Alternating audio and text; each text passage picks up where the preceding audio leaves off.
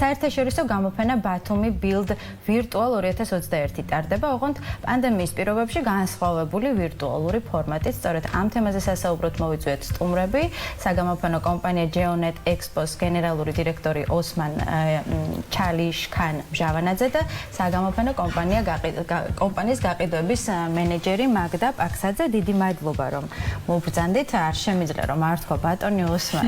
ეს გახლავთ ჩვენი ერთგული მაყურებელი, რომელიც არც ერთ გადაცემას არ ტოვებს. ყოველთვის ჩართულია ჩვენს მიერ ორგანიზებულ საქველმოქმედო აქციებში და ძალიან დიდი მადლობა მინდა თქვენ ამისთვის გადაგიხადოთ და გადავიდეთ ახლა უკვე თემაზე. სანამ წლევანდელ გამოფენაზე ვისაუბრებ, ჯერ გვიამბეთ ისტორია ამ გამოფენის და ზოგადად რა მიზანს ემსახურება ეს გამოფენა. საკმაოდ დიდი ისტორია აქვს. კი ბატონო. მოგესალმებით, მივესალმებით თქვენ ტელეპარკურებს პირველ რიგში. მადლობა რომ მოიწიეთ ჩვენი მე და ქაბატონო მაგდა. სამწუხაროდ პანდემიის გამო პირველად გვაქვს ასეთი გამოფენა, რომელიც იქნება ვირტუალ სივრცეში. ან ონლაინ ფორმატზე იქნება. ჩვენ შევიძინეთ პლატფორმა, რომელიც იქნება ციფრულად იქნება ყველაფერი. აქედან გამომდინარე, სოდა რთულია, მაგრამ ახალი ინოვაცია არის ეს. თან საქართველოში პირველად ტარდება ვირტუალ გამოფენა. არა ჩატარდეს, აი უფრო კონკრეტულად გვაინტერესებს ეს დეტალები. ეს ყველაფერი იქნება, როგორც ადამიანმა შეუძლია კომპიუტერში ან გავლის რეგისტრაციას და შეუძლია პლატფორმა შექმნილი სოცხალის არის ვირტუალი. დიახ, აპლიკაცია თან ტელეფონზე შეიძლება, თან კომპიუტერზე შეიძლება. რეგისტრაცია არის უფასოდ, შეუძლია გაიაროს. ანუ სოცხალის ვირტუალური იქნება. იგივე იქნება სტენდები, კომპანიები იქნება. ანუ ეს ყველაფერი კონკრეტულ ლოკაციაზე განლაგებული იქნება, უბრალოდ მაყურებელი ნახავს ამ ყველაფერს ვირტუალურად. ეს თან საქართველოში არის პირველად ტარდება, ძალიან მნიშვნელოვანია.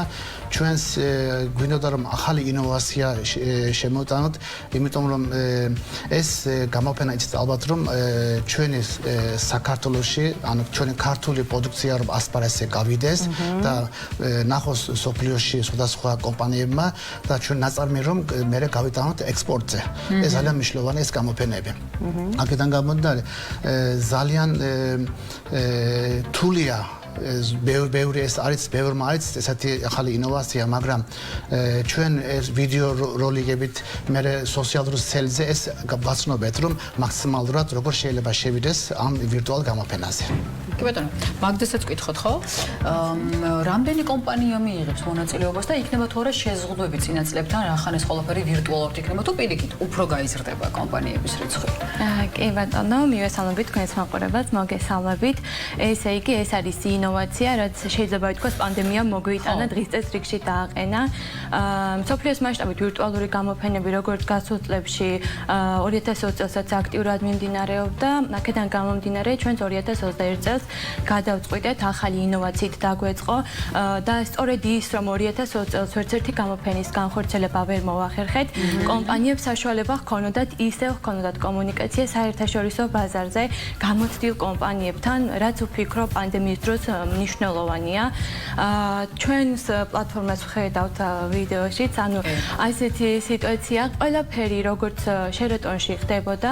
წარმოიდგინეთ, რომ ეს არის ვირტუალური ეს არა ქვია საგამოფენო ადგილი, სივრცე, სადაც განთავსებულია 3 ჰოლი, ერთ ჰოლში არის 13 საგამოფენო სტენდი, ჯამში 40 საგამოფენო სტენდია და 6 ქვეყნის 60-მდე კომპანიას აერთიანებს.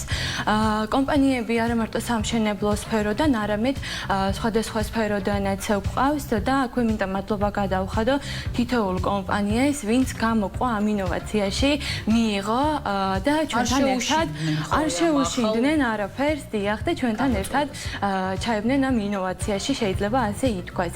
ასევე მინდა გითხრათ, რომ გამოფენის პერიოდში 22-დან 24 აპრილის ჩათვლით ჩვენ გვაქვს ასევე ვირტუალური საკონფერენციო დარბაზი, სადაც თქვენ თქვენ საშუალება გექნებათ მოისმინოთ საინტერესო თემები უშუალოდ სამშენებლო სფეროში, ან თუნდაც მაგალითად აი როგორ შევარჩიოთ სწორად საღებავი, რა უნდა გავითვალისწინოთ სამშენებლო მასალების არა მარტო სამშენებლო, ჩვენ გვყავს ასევე ეკონომიკის ექსპერტი, ვინც მოგვითხრობს უშუალოდ ეკონომიკის პანდემიის გავლენას ეკონომიკაზე და ასე შემდეგ. ვფიქრობ, ეს საინტერესო იქნება და ვიზიტორი, ვინც შემოვა ჩვენთან გამოფენაზე და იქნება კომუნიკაცია კომპანიებთან, ასევე შეუძლია იქვე შევიდეს ვირტუალურ დარბაზში და დაესწროს სხვადასხვა კონფერენციას. როდის იწყება, როგორ შეუძლიათ მსურველებს რომ მიიღონ მონაწილეობა, ანუ როგორ ხდება დარეგისტრირება? კი ბატონო, გეტყვით, ესე იგი რეგისტრაცია არის უფასო, ჩვეულებრივი როგორც სხვა სარეგისტრაციო ფორმები, მსგავსი სარეგისტრაციო ფორმა უნდა შევავსოთ. შემდეგ ჩვენ მოგვივა მოსაწვევის სახით მეილზე ინფორმაცია, რისი მეშვეობითაც უკვე 22 აპრილს შეგვიძლია შევიდეთ გამოფენაზე ონლაინ ექსპო ბათუმი ჯის მეშვეობით. იცით რა მეინტერესებს, ეს მონაწილეები თავად ქმნიან ამ სივრცეებს, ანუ თავად აწყობენ თავიანთ კუთხეებს, თუ თქვენ ეხმარებით ამაში დიზაინი, თავად ყობა. კი ბატონო. მაგაზე მე ვიტყვი შეიძლება. ანუ ჩვენ სპეციალურად პლატფორმა შევქენით და შევიზინეთ და ეს კომპანიებმა ჩვენ გიუზანიან მისი მასალა, თქვათ ეს ბანერები იქნება თუ თქვათ ვიდეო როლიკი იქნება, ესე ჩვენ თვითონ აჯურთავთ სისტემაში. ანუ ხოლოდ კომპანიებმა ჩვენ გიუზანიან ინფორმაციას და მე ჩვენ აჯურთავთ, შემდეგ უკვე შეუძლია 22-ში იხილონ ჩვენი მონაწილე კომპანიები და ვიზიტორები. აქ მინდა აღნიშნო, რომ ჩვენი მხარდაჭერები არიან აჭარის მთავრობა, ფინანსთა ეკონომიკის სამინისტრო და სავაჭრო სამართლებრივ პალატა და ამას მინდა რომ მადლობა გადავხადო თითოეული ჩვენ მთავრობას. და მოკლედ ალბათ შედეგებზეც უნდა ვისაუბროთ, იმიტომ რომ მე-10 წელიაო თქვით და 10 წელი პატარა დრო არ არის. აი გამოხმაურებას ალბათ შესაფერისია, ხო? რა გვაჩვენა გამოცდილებამ ბატონო ოსმან?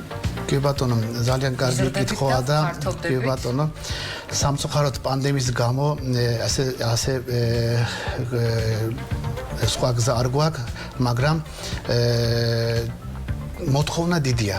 მაგრამ პირველად რომ არის ბევრი კომპანია თავი შეეკავა. იმიტომ ყავს 60 კომპანია ამ წუთში. მაგრამ ვიზიტორად მე მგონი ველოდებით როგორც ვიზიტორი, იგივე კომპანიები, მაგრამ ჯერ ნახავენ როგორია ეს ახალი ვირტუალური სივრცე. და ალბათ ფიქრობ რომ 5000 ვიზიტორი იქნება, ალბათ მე ფიქრობ უკვე რეგისტრაცია 700-მდე ავეც ჩვენ რეგისტრაცია გავილი აქვს 700 კომპანიას, რომელიც აინტერესებს როგორ იქნება.